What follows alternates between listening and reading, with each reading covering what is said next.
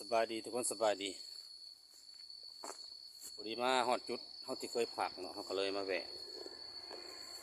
ผักเศร้าหนุกจักหน้อยเส้นทางสายลิกเก้าบนเส้นทางสายลิกเก้าว่าเขาเคยมาผักกินข้าวกินน้ำอยู่นี่เนาะพอดี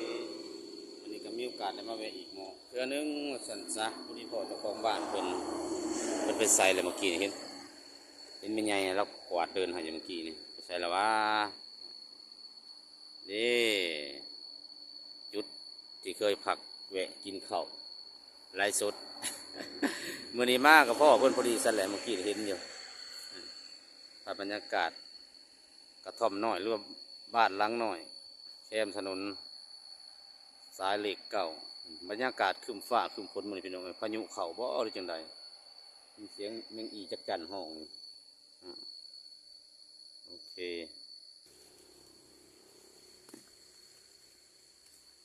ไปเลยแม่ใหญ่เพิ่นไปใส่แล้วปะเพิ่นมีห้านนี่เพิ่นโหดเปิดห้านไปใส่แล้วปะโอเคเพิ่นพออยู่ไปใส่แล้วเมื่อกี้เห็นเพิ่นอยู่เจ้าของบ้านเพิ่นไปใส่ปะมันขออนุญาตถ่ายหน้าห้านเพิ่นก็สิมีดอกไม้ว่าทางใดเลยผมสิถ่ายเอาแล้วเมื่อกี้นี่เป็นบ้านทรงลาวแบบดั้งเดิมเนาะทุกคนมีเกลือมีบันดอกบันไดเพิ่นก็จะเก็บเสื้อเพิงไว้ข้างล่างเนาะ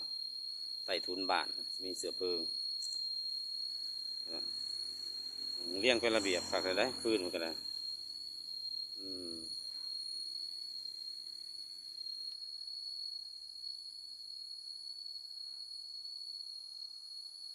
ไม่ใหญ่เอ้ยขอถ่ายรูปหน่อยเด้อไปใส่เลยเนาะอันนี้จะเป็นขีตะไคร้นะเพื่อนครัวนี่เพื่อนครัวได้เนี่ยแต่เป็นเราเขาจะว่าภาษาชนเผ่าเนาะเขาเพิ่นก็บอกภาษาลาวนำเฮาอยู่เพิ่นบอกภาษาชนเผ่าเมื่อกี้นี่เราที่สัมภาษณ์เราอยู่เมื่อกี้นี่เราไปสามเราไปใส่แล้วปะไปซะไม่ใหญ่บ่อยู่ซ้ำมาที่สัมภาษณ์ไม่ใหญ่ออกคลิปหน่อยนะเนี่ยเจ้าดำนอนเผาเฮือนคนนี้เด้ออะไรเด้เจ้าดำนอนเผาเฮือน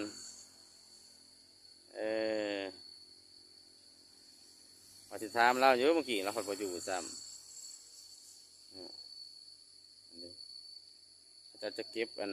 ฟืนไว้ใต้ถุนเนาะ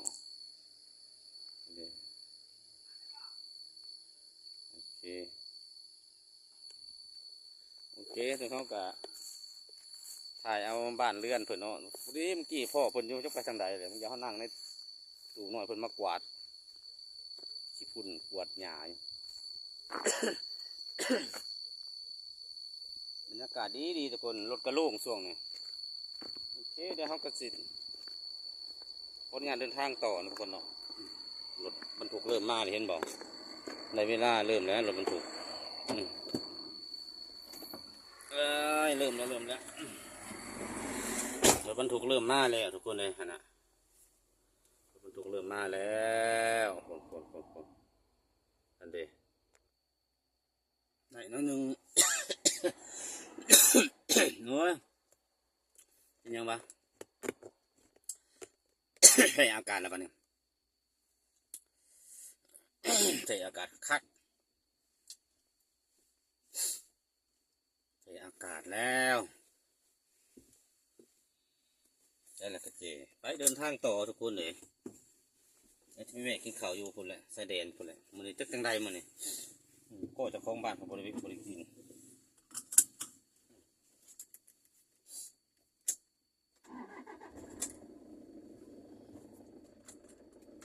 เวะอันนั้นกระตูบน้อยมองเคยแวะกินข้าวไร้สด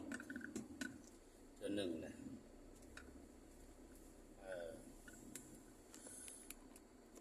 เมื่อพัดลุงไทยบ้านเฮือนทรงลาวเฮือนทรงดั้งเดิมเนาะเป็นหมู่บ้านพี่น้องชนเผ่าเราเทิงเนาะเขาจะบอกภาษาท้องถิ่นเจ้าวันที่สัมภาษณ์แล้วหมด หันหลังมาตั้งวิดีโอตั้งกล้องแล้วครับผมเห็นที่เราไปใส่เป็นไงนะเราเว้าภาษาชนเผ่าแต่เราก็เว้าลาวได้อยู่สัมผัสเราถามนั่นถามนี่ถามไทยหมู่บ้านเขาเจ้าก็ใหญ่อยู่นี่นะยางยายก็ไปทางไหนบ่ได้หลอกทุกคนเอ้ยแวะซื่อๆเนาะการเวลาจะเทื่อสิบเอ็ดกิโลอีกจังน้อยก็ฮอดเขตบ้านอันนั้นบ้านดงอีกจักโลเนี่ยอีก6 โลอีก6 กิโลเมตรบ้านดงเดี๋ยวเก็บภาพบรรยากาศน้อยหนึ่งให้ที่ได้รับชมกับการเดินทางของบ่าวรอนชาแนลสำหรับมื้อนี้เนาะเก็บภาพบรรยากาศครึ้มฟ้าครึ้มฝนมื้อนี้โอ้สนละทานฟ้าฝนสนละทานมาดีส่วงพี่น้องเดือน7ออกใหม่เนี่ยฝนเล่งขนาดเลยพันธัญญาหารสัมสิงามพี่น้องเอ้ยฝ่าฝนลงมา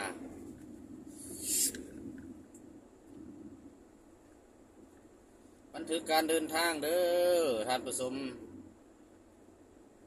วิถีชีวิตการเป็นอยู่ของบ่าวรอนชาแนลก็สิประมาณนี้แหละชีวิตหลังพวงมาลัยหลังจากที่มาเห็นเวียกน้ำนองทรายเนาะก็สิเข้า4 เดือนแล้วแหละพี่น้องเลยอีกประมาณวันที่9ที่10เนี่ยครบรอบ4 เดือน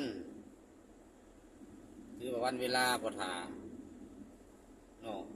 น้ำไหลพอถาบาเวลาพอถาคนคือว่าแล้วมีหยังกับเผาเห็ดเผาสารพี่น้องเนาะชีวิตการเป็นอยู่สิ่งสำคัญคือสุขภาพร่างกายนั่นแหละอยู่ดีกินแซ่บนอนรับพักผ่อนให้เพียงพอ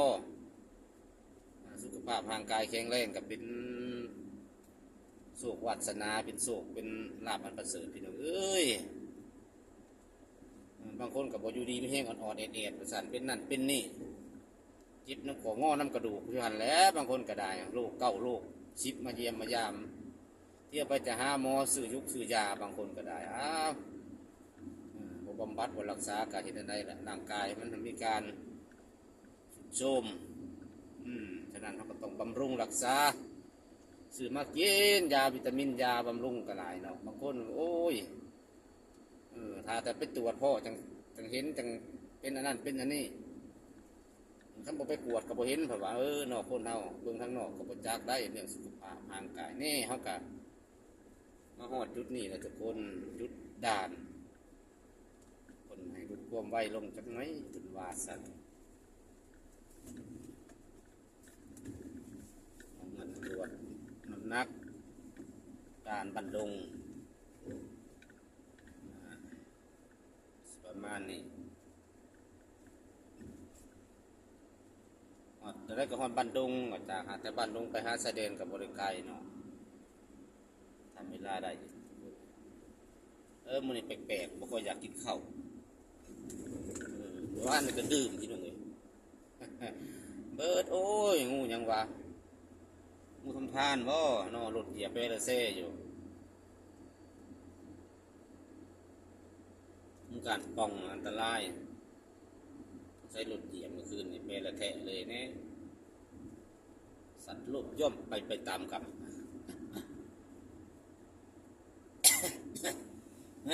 ขออนุญาตดื่มน้ำไปหน่อยไอ้ห่อเป็นยังวะให้อากาศฝนตก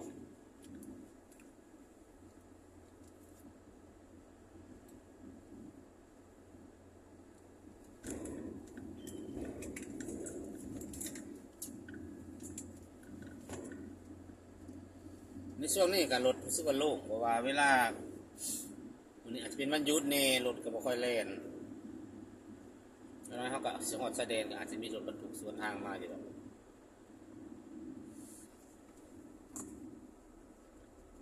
เส้นทางไม้เหล็กเก่าถัดผสมคนข้างว่าโอเคอยู่พอไปพอมาอีกบ้านดง3 กิโลโอ้มันยังกริ้วมาเนาะ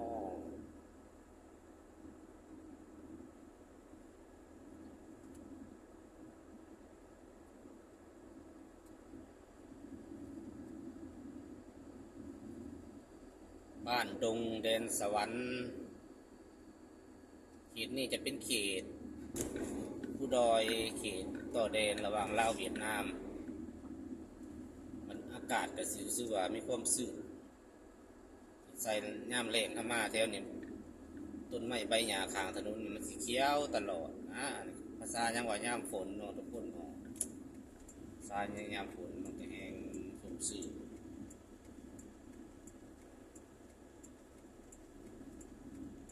ก้อนเมฆก้อนเขือก่อกลุ่มเป็นงอนถึงเสื่องฤดูมรสุมบ่สุกช่วงพายุเข้าประจักพี่น้องเอ้ยอากาศสึกว่าเย็นสบายฝ่าฝนลงมาตั้งแต่มื้อวานนี่ทุกคนตอนนี้เขาก็มาฮอด